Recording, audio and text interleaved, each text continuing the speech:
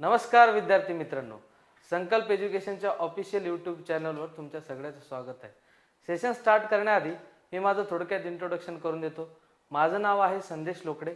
2014-15 मध्ये मी MIT मधून BTech pass out झालो instrumentation as a instrumentation engineering घेऊन.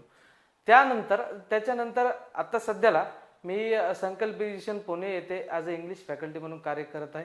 त्याआधी माझ्या बँकिंगबद्दल एक्सपिरियन्स जाणून घ्यायचा तर मी 17-18 मध्ये RRB PO माझं फायनल सिलेक्शन झालं आहे. IPS मधून मला क्लर्कची पोस्ट कॅनरा बँकमधून भेटली होती. तर आता थोडक्यात इंग्लिश विषयी सांगायचं झालं तर आता बरेच लोकांना इंग्लिशची थोडीशी अलर्जी असते. म्हणजे कसं बघा, आता मोस्टली सगळ्याचा आवडता विषय म्हणजे इंग्लिश. इतका आवडता की बरेच लोक पुन्हा पुन्हा इंग्लिशचा पेपर द्यावा लागतात, कारण त्यांना कट ऑफच निघत नाही. तर एक बेसिक स्ट्रक्चर जाणून घेऊया काय असतं. मी हळूहळू आपल्याला इंग्लिशच्या छोट्या छोट्या कन्सेप्ट बद्दल सांगत जाईल. जसं आजचं सेशन आहे पॅराजंबल, त्यात आपण बघा छोट्या छोट्या मग आपण सेशन स्टार्ट करूया. बघा आजच्या सेशनचं नाव आहे पॅराजंबल. आता पॅराजंबल बऱ्याच एक्झाममध्ये 5 मार्काला येतं, प्रीला 5 आणि मेन्सला 8 मार्काला बऱ्याच एक्झाममध्ये आहे. तर नेमकं पॅराजंबल म्हणजे काय? तर पॅराजंबल बघा 2 टाईपचे असतात. पहिला सेंटेन्स रिअरेंजमेंट आणि दुसरा वर्ड अरेंजमेंट. आता सेंटेन्स रिअरेंजमेंट सोपं आहे आणि वर्ड रिअरेंजमेंट सोपं आहे. त्यातला आपला आता बऱ्याच या अलीकडच्या काळात ज्या नवीन नवीन एक्झाम आहेत, म्हणजे रिसेंटली ज्या एक्झाम आहेत त्यामध्ये न्यू पॅटर्न आहे आणि ओल्ड पॅटर्न सुद्धा येतोय. तर सध्या आज आपण पॅराजंबलचा ओल्ड पॅटर्न एकदा बघून घेऊया. तर पॅराजंबल एक्झॅक्टली काय? तर पॅराजंबल बघा सेंटेन्स रिअरेंजमेंट असतात. 2 टाईप असतात. पहिला वर्ड अरेंजमेंट आणि दुसरा सेंटेन्स रिअरेंजमेंट.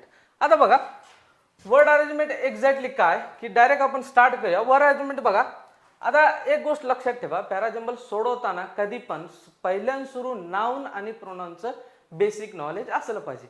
मी असं कन्सिडर करतो की तुम्हाला बेसिक नॉलेज आहे. आता कधी लक्षात ठेवा, एखादं सेंटेन्स स्टार्ट करताना नाउन पहिल्यान सुरू असणं गरजेचं आहे. आता समजा मी जर म्हणालो की ही गोज टू स्कूल, आता याच्यातला ही कोण? तो शाळेला जात आहे. तो शाळेला जात आहे तो कोण एक्झॅक्टली कळत नाही. जर मी म्हणालो की Ram is a student, he goes to school, आता ही एक्झॅक्टली कोणासाठी वापरला? तर रामसाठी. इथं एक्झॅक्ट आपल्याला कळालं. तसंच ही स्टोरी आहे, वर्ड अरेंजमेंट असो की सेंटेन्स रिअरेंजमेंट असो, राईट. मग इथं बघा मला सांगा, एक क्वेश्चन छोटासा दिलेला आहे वर्ड अरेंजमेंटचा, बेसिक आयडिया येऊन जाईल की एक्झॅक्टली नाउनला कसं ओळखायचं. बघा मला सांगा, Monica who have cheated is one of the student their parent. आता इथं वेगवेगळं लिहून ठेवलेलं आहे. आता मला सांगा पहिल्यान सुरू इथं नाव कोणतं आहे? नाव आहे मोनिका. मग या सेंटेन्सला आपण जर असं जोडलं तर Monica is one of the student who have cheated their parents. हे असं साधं लॉजिक आहे. बघा आपला आन्सर येतं का? राईट. मग सेंटेन्स बनलं का आपलं? Correct. Monica is one of the students who have cheated their parents. आता पुढे जाण्याआधी काही रूल्स आपण बघू. जे आता समजा पॅराजंबल सोडवताना बऱ्याच वेळेस काय प्रॉब्लेम काय येतात की बऱ्याच लोकांचं कंप्रिहेशन स्ट्रॉंग नसतं किंवा त्याची व्होकॅब्युलरी स्ट्रॉंग नसते. मग त्यावेळेस काय करावं लागतं? काही ट्रिक असतात, म्हणजे त्याला लॉजिकली फॉलो करा. जसं नाउन असेल, प्रोनाउन असेल, कनेक्टिंग फॅक्टर असेल, तर त्याबद्दल आता जाणून घेऊया, राईट. पण आता पुढचा रूल काय सांगता की आता सांगितलं की एखादा सेंटेन्स जर प्रोनाउनने स्टार्ट झालं, इथं सांगितलंय की sentence start with personal pronoun I, we, you, he, she, it, तर ते कधीच पहिलं सेंटेन्स असणार नाही. मी थोड्या वेळापूर्वी एक एक्झाम्पल दिलं होतं की ही गोज टू स्कूल, ही म्हणजे कोण तेच कळत नाही, त्याच्यामुळे ते पहिलं सेंटेन्स असू शकणार नाही, राईट. इथं बघा छोटं उदाहरण आहे. मला सांगा पहिलं दिलं आपला he should be punished Soham is arrogant. मला सांगा पहिलं सेंटेन्स कोणता असेल? ऑब्विसली कोणता असेल? Soham is arrogant, he should be punished. He कुणासाठी आला? सोहमसाठी, राईट. इथं दिलेलं आहे उदाहरण. याच्यावरून बेसिक आयडिया कळाली असेल की तुम्हाला पहिल्या सुरू काय घ्यायचं? ते एक्झॅक्टली नाउन घ्यायचं, त्यानंतर सिक्वेन्स कसा आहे? प्रोनाउन घ्यायचं, राईट. मग बघा आता इथं काय क्वेश्चन दिलंय, इथं काय सेंटेन्स दिलंय बघा. If sentence start with this, that, this, those, other, another, now, last, lastly, finally. आता या शब्दाच्या अर्थावरून तुम्हाला लक्षात आला असेल की लास्टली, फायनली, कन्क्लुझिव्हली, बिसाइड्स हे शब्द काय शो करतात? हे शब्द शो करतात की एखाद्या स्टोरीची एंडिंग आहे, एखादी पॅरेग्राफ आहे त्याची एंडिंग आहे. जेव्हा जेव्हा फायनली शब्द घेतो तेव्हा ते एंडिंगच असतं, राईट. म्हणजे फायनली जेव्हा जेव्हा हे शब्द येतील तुमच्या पॅरेग्राफमध्ये तेव्हा तेव्हा ते शेवटी असतील. साधं लॉजिक आहे, राईट. मग बघा इथे एक छोटंसं उदाहरण आहे. मला सांगा पहिलं सेंटेन्स कोणतं आहे? Sumit is hard working, this boy will pass. Obviously असणार आहे, राईट. बघा आता पुढे जसं आपण बघितलं की फायनली लास्टली जसं असतात तसं बिगिनिंग असेल, राईट. बिगिनिंग असेल, फॉर्मर असेल, हे पहिल्यांदा सुरू असेल, लॅटर जसं शेवटी असेल, फॉर्मर पहिल्यांदा असेल. हेच जे आपण नेहमी यूज करतो, हे साधं लॉजिक आहे, तीच इथं लॉजिक यूज करायचं, राईट. आता एक उदाहरण लक्षात ठेवा की एका क्लासमध्ये 60 स्टुडंट आहेत, त्याच्यापैकी 40 गर्ल्स आणि 20 बॉयज आहेत. मला सांगा पहिल्यांदा सुरू एक्सप्लेन कोणाला करावं लागेल? कोणाला करताल? बघा मला सांगा संख्या कोणाची जास्त आहे? 40 बॉईज, 20 बॉईज. मला सांगा पहिल्यांदा सुरू एक्सप्लेन कोणाला करणार? 40 गर्ललाच, कारण का त्याची संख्या जास्त आहे. असंच असतं जेव्हा आपण एखाद्या इंडियावरचा पॅराग्राफ आपण घेतला तर इंडियामध्ये आपण सुरुवातीला म्हणाल की India is a country, then it's divided into state, then it's divided into districts, right. म्हणजे एक हिरार्की लावाल की आपण इंडियामध्ये स्टेट आहेत, डिस्ट्रिक्ट आहेत, तालुका आहेत, नंतर गाव आहेत, अशा पद्धतीने एक सिक्वेन्स लावला जाईल, राईट. हेच पॅरासिम्बलमध्ये नवीन काय नाही आहे, राईट. पुढे चला. आता समजा दोन व्यक्तीची कहाणी दिली. आता मी सांगितलं होतं की नाऊनला आधी घ्यायचं, पण समजा दोन नाऊन आले तर काय करायचं? इथं लक्षात घ्या. समजा दोन फ्रेंड आहेत, एक सोहन आहे आणि मोहन आहे. तर मला सांगा पहिल्यांदा सुरू नाव कोणाचं? पहिल्यांदा सुरू नाव आहे सोहनचं. मग ज्याचं पहिल्यांदा सुरू नाव असतं त्याची क्वालिटी आधी, आणि ज्याचं दुसऱ्या सुरू असतं त्याचं नंतर, राईट. साधं लॉजिक आहे. सोहन इज ऑनेस्ट आणि मोहन इज काय? Hardworking, right.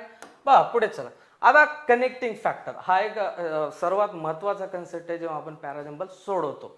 इथं लक्षात घ्या की कनेक्टिंग फॅक्टर इथं तर थोडंसं एक्सप्लेन करेल मी, इथं जर डिटेल कळालं नाही, जेव्हा आपण एक्झाम्पल सॉल्व्ह करू लगेच तिथं लक्षात येईल तुमच्या. तरी पण एकदा बघा.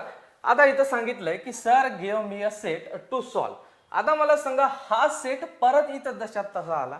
आता थोड्या वेळेपर्यंत सांगितलं की एखादी गोष्ट रिपीट झाली तर त्याच्याने स्टार्टिंग करायचं. जसं sir give me a set to solve. आता या सेट बद्दल अधिक माहिती इथे दिली की सेट हॅड 50 क्वेश्चन्स. आता या 50 क्वेश्चनला परत डिवाइड केला.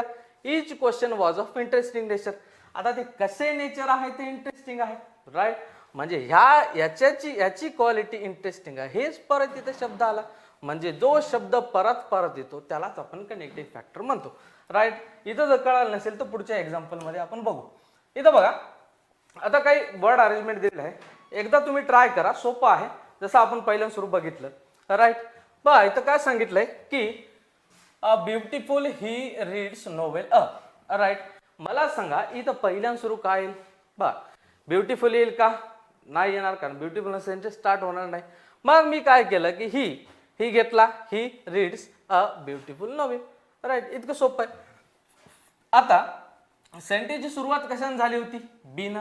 तर बघा ऑप्शन मध्ये सी आहे, सी मध्ये डी आहे, डी मध्ये ई, ए याच्याने स्टार्ट होते. तर ऑब्विसली आपला ऑप्शन कोणता असेल? आपला आन्सर कोणता असेल? तर बी. याचा आन्सर सांगा बरं. बघा याचा आन्सर काय असेल की poor always we the help. जसं हे सोडवलं तसं हे सोडवा. We always help the poor. याची इन डिटेल एक्सरसाइज, म्हणजे याच्यातली काही जे अवघड क्वेश्चन आहेत हे सुद्धा मी टेलिग्राम मध्ये तुम्हाला प्रोव्हाइड करतो, खालच्या डिस्क्रिप्शन मध्ये दिल्या जातील, राईट. मग बघा हा थर्ड क्वेश्चन काय सांगतंय की हिम यू आर अफ्लिक्टिंग व्हाय. आता मला सांगा हा क्वेश्चन कसा बनेल? समजा मी म्हणालो की यू आर अफ्लिक्टिंग व्हाय हिम, असं चालेल का? किंवा मी म्हणालो की अफ्लिक्टिंग यू आर व्हाय, असं चालेल का? तर एक्झॅक्टली नाही. तर मला म्हणावं लागेल, आता समजा मी जर असं सांगितलं की यू आर अफ्लिक्टिंग हिम व्हाय, असं पण होणार नाही. तर मला सुरुवातीला ऑब्विसली काय घ्यायला लागेल? Why are you afflicting him. तर मग आपला आन्सर कोणता असेल? E, last option, right. मग आता एक्झॅक्टली या स्टोरीवर येऊया. आता जसे एक्झाम्पल जे एक्झॅक्टली एक्झाम मध्ये येतात त्या टाईपचं आपण एक एक्झाम्पल सोडून बघूया, राईट. बघा इथं लक्ष द्या की एक स्टोरी दिलेली आहे. आता मी सांगितलं होतं थोड्या वेळापूर्वी की पहिल्यांदा सुरू आपल्याला काय बघायचंय? नाउन. कधीही सेंटेन्स न प्रोनाउन स्टार्ट होणार नाही. तर इथं पहिल्यांदा सुरू बघू की इथं सांगितलंय ये या सेंटेन्स मध्ये की by the time he reach there. मला सांगा ही आलेला आहे, तो तिथं गेला आणि ते बंद होतं, there it was close, right. तो तिथं गेला आणि ते बंद होतं, कोण कुठं गेला आणि काय बंद होतं, एक्झॅक्टली मिनिंग लागतोय का? नाही. म्हणजे हे आपलं पहिलं असणार नाही, राईट. मग त्यानंतर आपण सेकंड बघितलं की Ramesh mother was suffering from hi fever. May be इथं नाव आलेलं आहे, रमेशची आईला ताप आला होता, हे असू शकतं, राईट. याला आपण होल्डवर ठेवूया, बघूया दुसरे काय ऑप्शन आपल्या समोर आहेत का, राईट.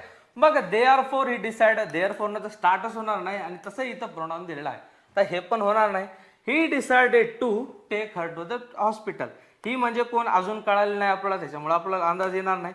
सडनली ही रिअलाइज, हे सुद्धा येणार नाही. मग पहिल्यांदा सुरू आपलं काय असेल, तर पहिल्यांदा सुरू आपला ऑप्शन आला बी, राईट. मग Ramesh mother was suffering from hi fever. मग आता रमेशच्या आईला ताप आली तर तो कुठं जाईल, he decided to take her to the hospital. म्हणजे आपलं दुसरं काय असेल तर डी, राईट. त्यानंतर बघा पुढे काय सांगितले की suddenly he realize that he had no petrol in the car. आता त्याच्या कारमध्ये पेट्रोल नसेल तर तू कुठं जाईल, पेट्रोल पंपावर. Therefore he decided to right go to the petrol pump. आणि शेवटी जे उरलं, by the time he reach there it was close. आता आपल्या लक्षात आलं की जोपर्यंत तो तिथं गेला तेव्हा पेट्रोल पंप बंद होतं. इटचा अर्थ इथं का सांगितला, पेट्रोल पंप, राईट. मग आता एक्झॅक्टली आयडिया कळाली असेल की मी कशा पद्धतीने सोडवतोय. अशा पद्धतीने एकदम सोपं असतात. प्रीला, क्लर्कच्या प्रीला किंवा EPFO असेल, या छोट्या छोट्या एक्झाम ज्या आहेत त्याच्यामध्ये अशा पद्धतीचे क्वेश्चन येतात, राईट. मग पुढे चला सेकंड क्वेश्चन आपण बघूया. हा बस सेकंड क्वेश्चन. आता थोड्या वेळापूर्वी सांगितलं की पहिल्यांदा सुरू नाऊन बघायला पाहिजे. आता या क्वेश्चनला एकदा तुम्ही काय करा, पॉज करून एकदा सॉल्व्ह करून बघा. नाऊनची कन्सेप्ट लागतं का इथं, राईट. हा सॉल्व्ह केला असेल. इथं बघा, आता इथे सांगितले की sir the little boy just run away the compounder said, right. आता मला काय अंदाज आला नाही की कोणता आहे. बघू दुसरा question. In the mean time ask Rajesh to help me till you come back. इथं पण कळालं नाही कोण येणार आहे, कोण परत येणार आहे. Why did you allow him to go, इथं पण लक्षात आलं नाही. तर या कोणत्याही ऑप्शन माझ्या लक्षात येणार नाही. त्याच्यामुळं मी स्टार्ट करतो इथून. बघा एकदा स्टार्ट करून बघूया. हा इथं सांगितलंय, मी समजा ए घेतला सुरुवातीला की sir the little boy just run away the compounder sed. आता इथे एक्झॅक्टली हे पॅराग्राफ आपण किंवा हे सेंटेन्स वाचल्यानंतर एक लक्षात येतं की ते एक कन्व्हर्सेशन चाललंय कशा कोणाकोणामध्ये, तर डॉक्टर आणि कंपाऊंडर मध्ये, राईट. मग आता कंपाऊंडरने सांगितलं की एक लहान मुलगा आहे तो पळून गेला. मग डॉक्टर ऑब्विसली विचारलं की कुठे गेला, का जाऊ दिला. हे नंतर काय येईल, why did you allow him to go. इथं लक्षात आलं की यू कोणासाठी सांगितलंय, कंपाऊंडर साठी, आणि हिम कोणासाठी, मुलासाठी, असं डॉक्टरने विचारलं ॲज अ डॉक्टर, राईट. मग आता कंपाऊंडर, आता डॉक्टरने जो क्वेश्चन विचारला तर कंपाऊंडर सांगेल. काय आन्सर दिलं बघा कंपाऊंडरने की he said he was afraid of the injection needle. म्हणजे पुढचं काय येईल, एफ, राईट. मग आन्सर द कंपाऊंडर, राईट. मग आता डॉक्टर काय म्हणत कंपाऊंडरला की please go to his house and inform his parents. Do you know his house, right. म्हणजे आपण डी घेतलं. आता एक क्वेश्चन मार्क दिला तर त्याचा आन्सर येणं ऑब्वियस आहे. मग याचा आन्सर सांगतं कंपाऊंडर म्हणतं की yes sir I know it, right. अशा पद्धतीचं आहे. मग आपण याच्यानंतर काय आलं की ई आलं आणि शेवटी काय उरलं बी. अशा पद्धतीचं 5 मार्क आपले इथं फिक्स झाले. असे सोपे सोपे जे लॉजिक बेस्ड किंवा जे कंपॅरिझन बेस्ड एखादी स्टोरी आहे, तसं टायगर आणि उल्फची स्टोरी होती, एखादी उल्फची स्टोरी होती, शेतकऱ्याची फार्मरची स्टोरी होती, ते सुद्धा या फॉर्मॅटमध्ये येतात, तर ते सहज कळून येतं, राईट. बघूया नेक्स्ट एक्झाम्पल. आता थर्ड, एकदा याच्यामध्ये बरेच जण चुकतात. मी जेव्हा क्लासमध्ये एक्झाम्पल घेतो तेव्हा या क्वेश्चनमध्ये बऱ्याच वेळेस अडचण येतं. तर तुम्ही बघा एकदा पॉज करून एकदा क्वेश्चन सॉल्व्ह करून बघा, राईट. ओके सॉल्व्ह केला असेल. आता बघा समजून घ्या की हा क्वेश्चन कशा पद्धतीचा आहे. आता पहिल्यांदा सुरू आपला आता सवय पडली असेल की जेव्हा जेव्हा पॅराजंबल आपण सॉल्व्ह करतो तेव्हा पहिल्यांदा सुरू नाउन बघायचं, राईट. मग याच्यात कुठं नाउन दिसतंय का, नाही, ठीक आहे. सो ही डिसाइडेड, ही म्हणजे कोण माहित नाही. Get back to the by the time he reached, परत ही आला, ह्या पण नाही, राईट. द फ्लाईट आधी स्टोरी तर चालू होऊ द्या, नंतर फ्लाईट येईल, राईट. मग आता मी सांगितलं की आता ऑब्विसली तुम्हाला लक्षात आलं असेल की पहिलं आपलं काय आहे ई, ठीक आहे. Jayesh went to the airport to see his friends. Right. बघ, Jayesh went to the airport to see off his friend. आता एअरपोर्टला गेला. The flight was however delayed for about 4 hours. Right. मग त्यानंतर जी फ्लाईट आहे ती 4 तासासाठी डिले झाली. आता 4 तासासाठी डिले झाली म्हणून इथं रिझन सो कधी येणार? एखादं त्याच्या आधी त्याचं रिझन असलं तेव्हा सो सांगेल ना. सो म्हणजे काय? त्या रिझनचं एक्सप्लेनेशन. सो ही डिसाइडेड, हे लेट झाल्यामुळं त्यानं असं डिसाइड केलं. काय डिसाइड केलं? की to finish some urgent work and get back to the airport. म्हणजे सोडायला गेला पण फ्लाईट डिले झाल्यामुळं तो परत त्याचं जे अर्जंट काम होतं ते करण्यासाठी गेला. राईट. बी आलं. मग आता सो ही डिसाइडेड. ठीक आहे. मग आता he get back to the airport. आता जेव्हा येताना म्हणल्यानंतर काय यायला पाहिजे? On his way back to the airport he was caught in a traffic jam. Okay. आता ट्रॅफिक जाम मध्ये तो अडकला. राईट. आता उरलं काय आपलं? ई डी बी ए आणि जे उरलं ते आपलं काय असेल? आन्सर. म्हणजे अशा पद्धतीने आपले सोप्यातलं सोपा जे अंडरस्टँडिंग करून किंवा थोडं लॉजिकली फॉलो करून आपलं पॅराजम्पल सॉल्व्ह करता येतं. लगेच नेक्स्ट एक्झाम्पल बघूया आपण. बघा आता 4 नंबर बघा. आता एक्झॅक्टली मागची मी काय जाणून बुजून या व्हिडिओमध्ये मागच्या एक्झाम मधले आलेले क्वेश्चन ठेवले जेणेकरून तुम्हाला असं वाटलं नाही पाहिजे की सगळं इझी आहे. राईट. तर हा क्वेश्चन बघा नॅशनल इन्शुरन्स असिस्टंट 12/4/2015 ला आला होता. तर तुम्ही एकदा ट्राय करून बघा. ओके. हा सॉल्व्ह झाला असेल. राईट. आता इथं लक्षात घ्या की पहिल्या सुरू मला सांगा पहिलं कोणतं असेल. आता इथं लक्षात आलं असेल की तुम्हाला सोडवताना लक्षात आलं की पहिलं आहे B. There was a beautiful town. आता थोड्या वेळापूर्वी मी एक गोष्ट सांगत होतो कनेक्टिंग फॅक्टर नावाची. राईट. रिमेंबर. मग कनेक्टिंग फॅक्टर हा इम्पॉर्टंट कन्सेप्ट आहे. कसं इथं लागू होतं बघा. एक there was a beautiful town. मला सांगा आता एक लक्षात घ्या अ ब्युटिफुल टाउन. राईट. समजा मी एक असं सेंटेन्स लिहिलं. आता अ ब्युटिफुल टाउन कधी लक्षात ठेवा? पॅराजम्पलच्या सिक्वेन्स मध्ये अँड नंतर आपण घ्यायचं द हा आर्टिकल. असं का असतं बरं? का असतं? रिझन का? जेव्हा द हा आर्टिकल जेव्हा आपण वापरतो तेव्हा त्या नाउनला आपण स्पेसिफिक करतो. जसं मी जर असं म्हणालो की there was a king. Right. There was a king. एक राजा राहत होता तोच राजा. The king was brave. Right. म्हणजे द आर्टिकल कशासाठी वापरतो? त्याला स्पेसिफिक करण्यासाठी. ओके.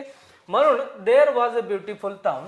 द टाउन ह्या टाउन विषयी इथं चालू आहे. The town was led by a friendly and generous man. Right. Generous man who was the richest person in the town.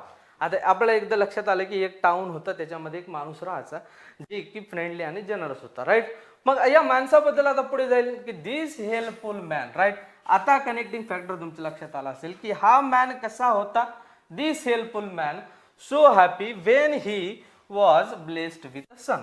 Right. म्हणजे आपल्या पहिल्या सुरू काय आलं बघा. याचं उत्तर एकदा लिहू आपण साईडला. बी. त्यानंतर आलं ई. राईट. त्यानंतर आलं डी. ठीक आहे. आता ब्लेस्ड विथ सन.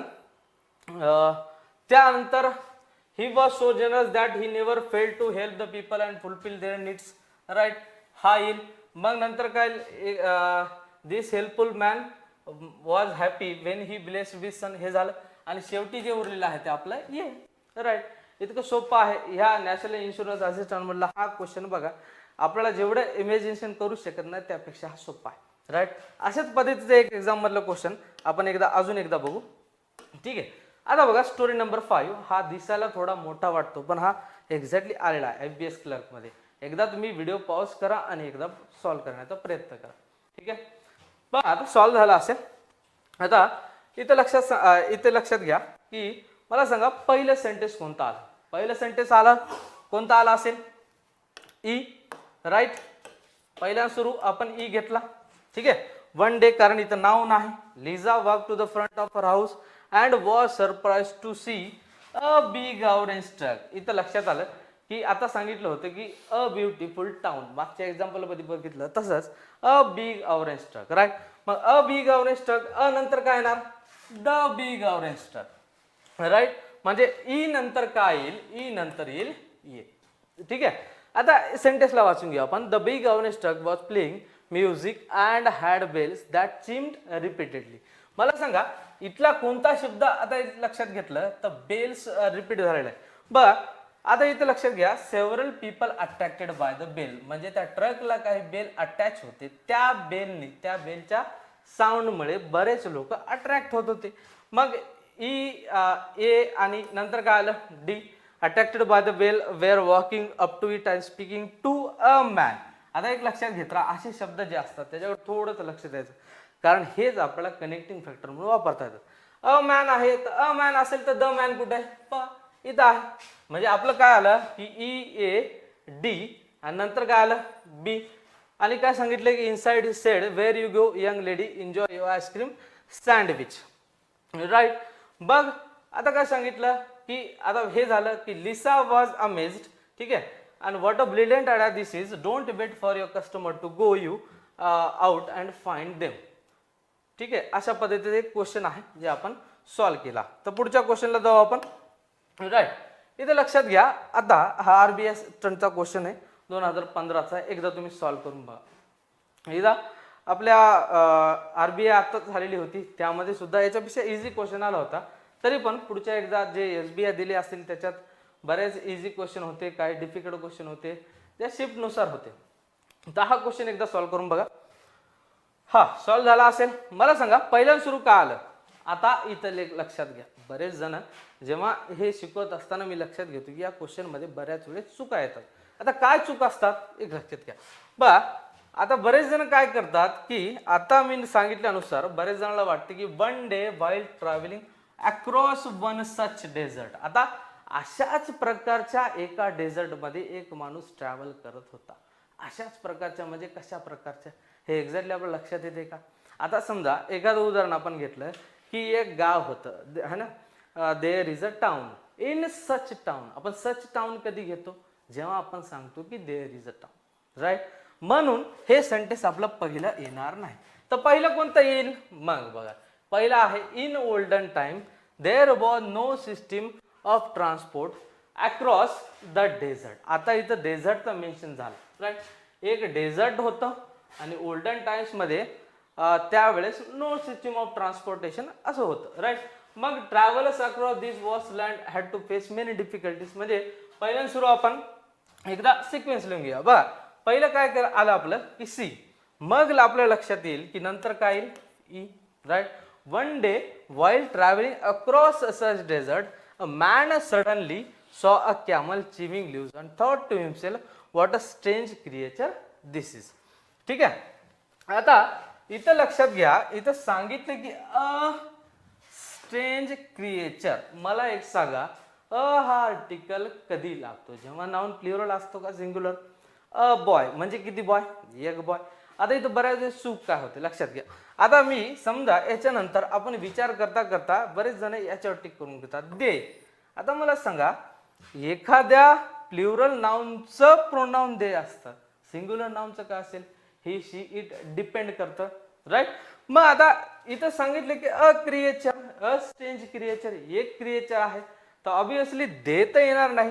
मग दुसरं काय, राईट. मग या सेंटेन्सला आपण कंप्लीट करू की what a strange creature this is.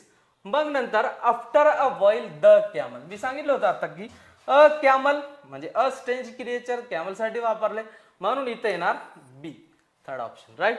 मग the camel quietly walk to a small pool of water and drank deeply. ठीक आहे. मग आता बी आलं, त्यानंतर काय येईल बघा लक्षात घ्या. त्यानंतर सडनली द मॅन हर्ड.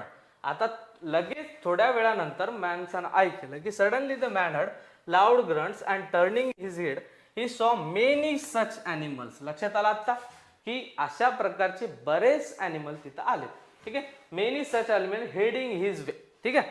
आता मेनी सच ॲनिमल्स हा नाउन प्लुरल झाला म्हणून याचा प्रोनाउन सुद्धा आपला काय घ्यावा लागेल प्लुरल. म्हणून बी नंतर आला आपलं डी नंतर आला आपलं एफ आणि एफ नंतर शेवटी जे उरलेलं आहे ते आपलं ए. आता मला वाटतं की बेसिक आपले आयडिया क्लिअर झाले असेल. मी काय एक्झाम्पल मागच्या जे प्रिव्हियस एक्झाम्स आहेत त्याच्यातून घेतलेले आहे आणि याच्याबद्दल जी PDF आहे ज्या अपडेटेड क्वेश्चन्स आहेत किंवा जे ओल्ड पॅटर्नचे असतील, न्यू पॅटर्नचे असतील, हे मी पोस्ट करत जाईल एबीडी संकल्पला. तर आजचा व्हिडिओ बघल्याबद्दल धन्यवाद. नवीन व्हिडिओ मी घेऊन येत आहे, याच्यावरच न्यू पॅटर्न बेस जे सध्याला अपडेटेड आहेत. तर आपण भेटूया पुढच्या व्हिडिओत.